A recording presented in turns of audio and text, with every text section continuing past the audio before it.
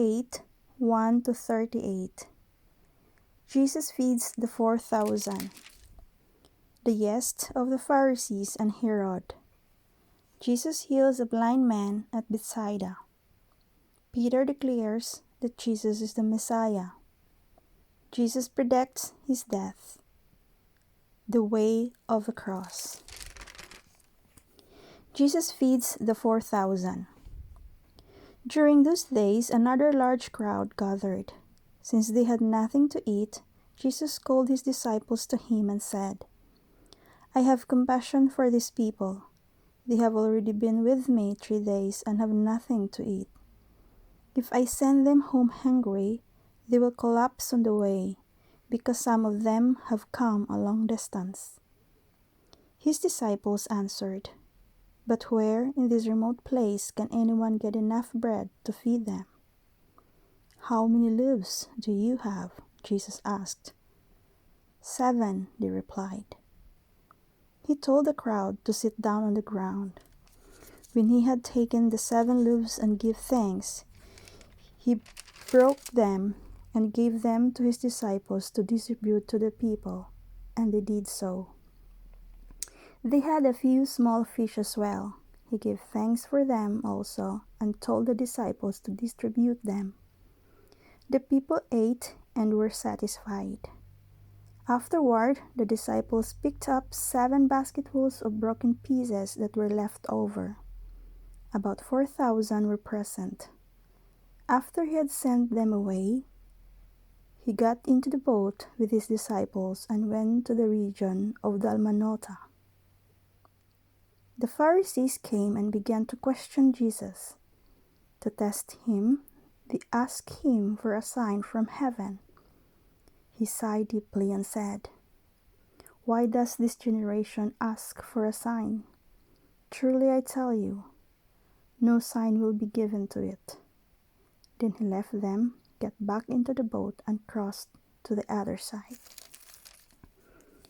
The yeast of the Pharisees and Herod. The disciples had forgotten to bring bread, except for 1 loaf they had with them in the boat. "Be careful," Jesus warned them.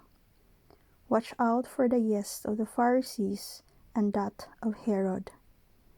They discussed this with one another and said, "It is because we have no bread."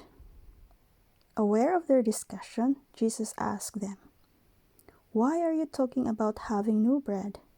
Do you still not see or understand? Are your hearts hardened? Do you have eyes but fail to see, and ears but fail to hear? And don't you remember? When I broke the 5 loaves for the 5,000, how many basketfuls of pieces did you pick up?" 12, they replied. "And when I broke the 7 loaves for the 4,000, how many basketfuls of pieces did you pick up?" They answered, 7. He said to them, "Do you still not understand?" Jesus heals a blind man at Bethsaida. They came to Bethsaida, and some people brought a blind man and begged Jesus to touch him. He took the blind man by the hand and led him outside the village. When he had spit on the man's eyes and put his hands on him, Jesus asked, "Do you see anything?" He looked up and said, "I see people. They look like trees walking around." Once more, Jesus put his hands on the man's eyes. Then his eyes were opened. His sight was restored, and he saw everything clearly. Jesus sent him home, saying, "Don't even go into the village." Peter declares that Jesus is the Messiah. Jesus and his disciples went on to the village around Caesarea Philippi. On the way he asked them, "Who do people say I am?" They replied, "Some say John the Baptist, others say Elijah, and still others, one of the prophets." "But what about you?" he asked. "Who do you say I am?" Peter answered, "You are the Messiah." Jesus warned them not to tell anyone about him. Jesus predicts his death. He then began to teach them that the Son of Man must suffer many things and be rejected by the elders, the chief priests and the teachers of the law, and that he must be killed and after 3 days rise again. He spoke plainly about this, and Peter took him aside and began to rebuke him. But when Jesus turned and looked at his disciples, he rebuked Peter. "Get behind me, Satan," he said.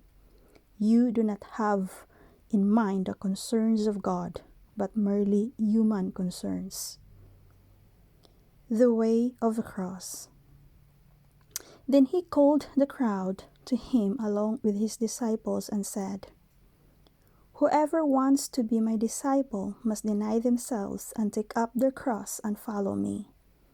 For whoever wants to save their life will lose it, but whoever loses their life for me and for the gospel will save it. What good is it for someone to gain the whole world, yet forfeit their soul? Or what can anyone give in exchange for their soul? If anyone is ashamed of me and my words in this adulterous and sinful generation, the Son of Man will be ashamed of them when he comes in his Father's glory with the holy angels."